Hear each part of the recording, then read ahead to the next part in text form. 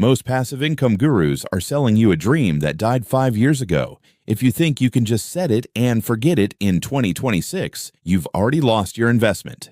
The laptop on the beach fantasy is the most expensive lie on the internet. While you're looking for a hands-off business, the market is getting more aggressive. AI is commoditizing basic skills, and the cost of attention is at an all-time high. The biggest lie is the word passive itself. In an era where the barrier to entry for almost everything is zero, the market is being flooded with low-effort noise. If a machine can generate it in 30 seconds, it has no value.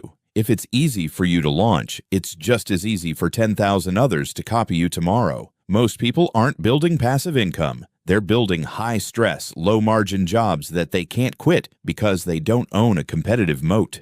The truth is, you cannot have passive income without active capital or massive upfront sweat equity. The dream isn't dead, but it has grown up. The models that actually work in 2026 look nothing like the glitches and shortcuts of the past. They rely on specialized digital assets, high-utility niche systems, and the leverage of a personal brand that people actually trust. You don't build wealth passively. You store wealth passively. To survive this year and beyond, you have to stop looking for an exit before you've even entered the building. You have to be willing to do the heavy lifting today so that your systems can carry the weight tomorrow. The easy money is gone, but the smart money is still waiting for those who are ready to get real.